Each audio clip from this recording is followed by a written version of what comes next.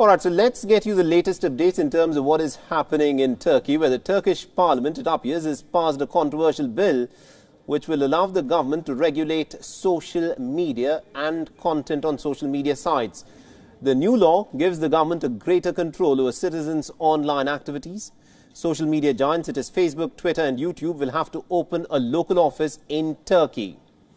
Now, companies that won't comply with the new rules will have to pay fines and also face bandwidth restrictions, which will make the platforms unusable. The social media giants will also have to comply with government demands to block and remove content or face a hefty fine. The law also requires firms to store user data locally, sparking fears that the government will use the new rules to crack down on dissent. The critics have said that the legislation will severely impact the freedom of speech in Turkey. President Erdogan has vowed to increase social media monitoring, saying that some social media users trolled Finance Minister Berat Albayrak, who also happens to be his son-in-law.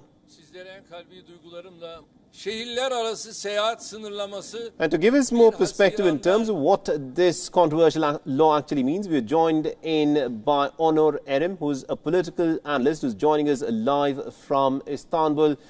Now, Mr. Erim, let me begin by asking you this. Now, this is a bill that many people have said will actually cut down on the freedom that many people enjoy when they access these social media websites. How is this law being received in Turkey? Well, this law is being criticized in Turkey. When you said many, it's actually many of the opposition of AK Party and the MHP party forming the People's Coalition in Turkey. So it's the opposition that's opposing to this. However, there's also been a criticism towards them, even from some of the opposition members, as to it's not really nobody can see as to exactly what they are criticizing within the law, because the law that was passed is very simple. Mm-hmm. It requires for those social media outlets that have more than 1 million hits per day in Turkey to keep a person, not even an office, a responsible person in Turkey. That's number one.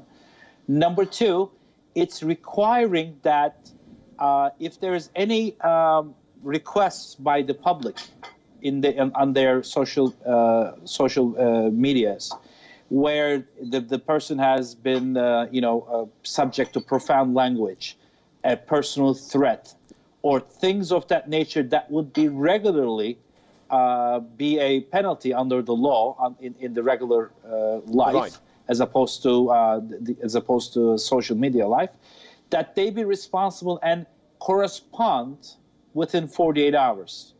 Now, it says correspond. It doesn't mean that they have to do it. It doesn't mean that they have to do what the user wants. It just has to correspond.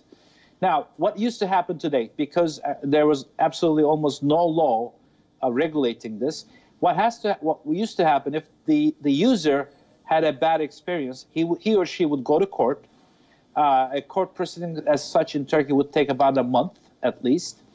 And then if the court decides to pass a ruling on the matter, it would send its case to the U.S., which would take another 3-4 months. Now, we're talking about life threats here.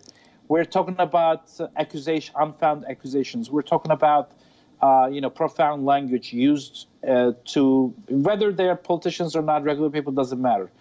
There was a problem with the whole way of non-regulatory issues in Turkey. Now, Mr. Onur, if I could just interrupt you there. I mean, you're using a legal argument. You're saying that if there were to be a threat of life that was made against any individual, if there was strong or profane language that was used, then, the way that you could actually get a redress was by making a complaint to the social media site, and the Turkish law would not apply. Is that what you're suggesting?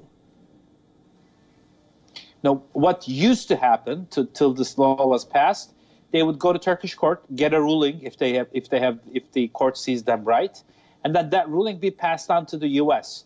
This whole process, and then it was up to the U.S. Courts and or the company over there, or wherever they are, besides US, but most of them are in the U.S., that process would take 3 to 4 months. What's happening right now is Turkey is saying to these social media outlets, you have to keep somebody responsible here, where people can interact. Now, they don't have to give them a positive feedback. All they have to do is they have to reply within 48 hours. Now, if that case is still not resolved, then you go to courts. And if courts find you right, then the government from now on, under this law, would have somebody responsible to, talk to about court matters. If those court rulings are not satisfied by these companies, then comes in the bans. As of date, the critics of this law are showing concern about this law could be turned into a stricter ban by the government on freedom of speech. That actually brings me to the next question, and the most obvious and the logical question that a lot of people would ask once this bill has been passed. Is this an attempt by Recep Tayyip Erdogan to crack down on freedom of speech and expression? Is this an attempt to crack down on people who may want to plan and organize a protest against the government? Because with this new law, the government is now keeping a much closer watch on what people write, share on their social media platforms.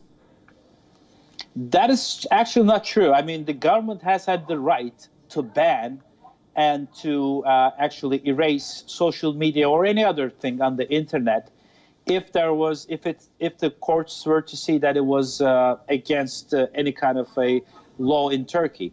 What it is doing right now is, without banning the whole site, it's giving a chance for the company to respond to it. Here's the problem. Yes, the opposition in Turkey is widely, it seems that they're against this law, saying that this will cause more of a ban on freedom of speech by the AK Party government. However, and this is actually a criticism right now from within the opposition as well, the law is showing no signs of such behavior. However, also, whether the government and all of its institutions try to use this law to actually build a non-existent ban on freedom of speech is another matter. I think everybody agrees in Turkey that from all the speeches that I hear, all the conversations that we have to see how this law will be applied, because within the law, there is not a single indicator that could actually prove to anybody that this is an attempt to put a more stricter watch on freedom of speech. All right, Mr. Onur Erem, we'll have to leave it there, because this is, of course, going to be a very contentious issue. The government, of course, will go on to defend the law that it has passed, but many critics would, of course, turn around and say that this is just another attempt to try and crack down on dissent and also curtail the freedom of expression in the country. To those, we should also say that it's definitely not even close to the kind of bans or restrictions that Germany is trying to put, France is trying to put, or the US is trying to put. We should also point that out. All right, Mr. Onur Erem, thank you very much indeed for joining us. Thank you.